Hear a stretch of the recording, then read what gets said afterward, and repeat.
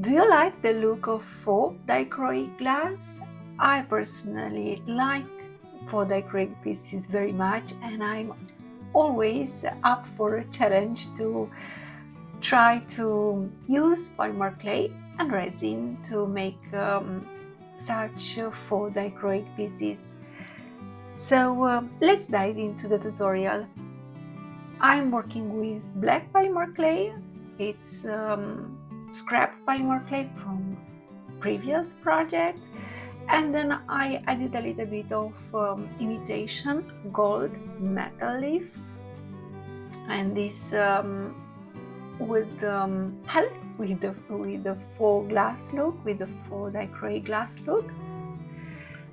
And in order to make a beautiful cabochon shape, I'm using a cabochon mold, and as you can see, this is in fact a resin mold, meaning you have an embossed spot, and this will end up in a hollow space in the finished piece, so you won't have to poke a hole or anything. Then I filled like 2/3 of the mold, and then I used the roller to roll flat the back of the piece, and I used a sharp blade to remove the excess clay. And then I took the piece out of the mold and I used the blade to make a cutting. I want to have a very well-defined line between this part of the cabochon made with polymer clay and the upper part of the cabochon that I intend to make using UV resin. And in order to achieve a beautiful faux dichroic look, I decided to attach some resin flakes, iridescent flakes. I decided to add some iridescent flakes that you would normally use with resin, and I've already used them on polymer clay and put the pieces into the oven, so I consider them to be safe in the oven. And I've added a little bit of liquid clay and then some greenish bluish iridescent flakes. And then I am going to put the piece back into the mold because I want to have a very beautiful shape, cabochon shape. And you might need to trim a little bit the clay if the piece distorted too much while adding the flakes.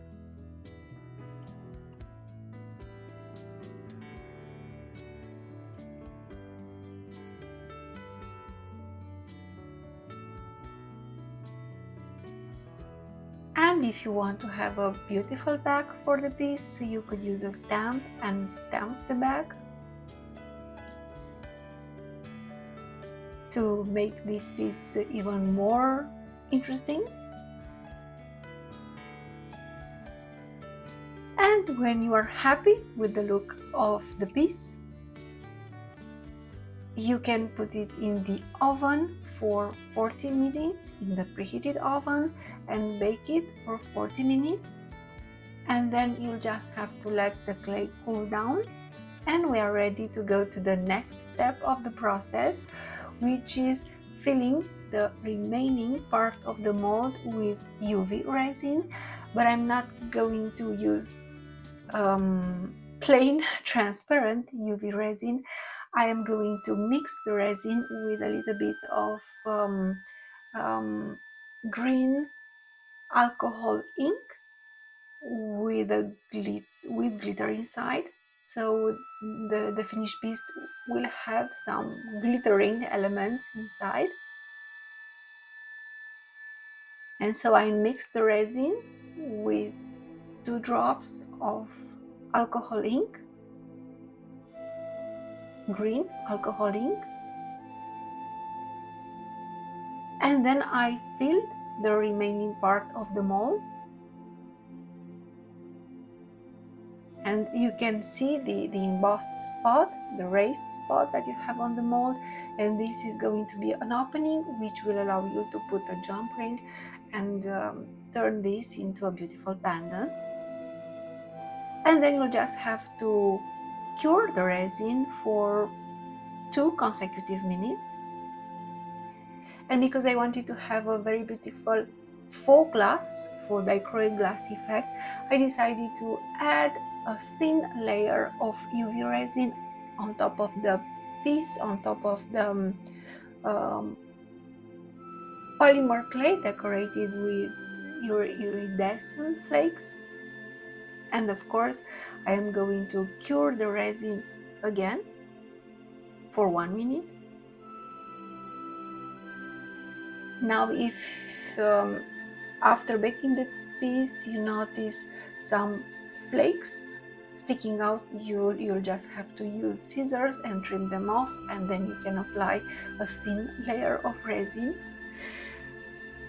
So as always, I hope that you like this idea, that you like this inspiration for polymer clay and resin, and thank you for watching the tutorial, and stay tuned for more inspiration for work with polymer clay.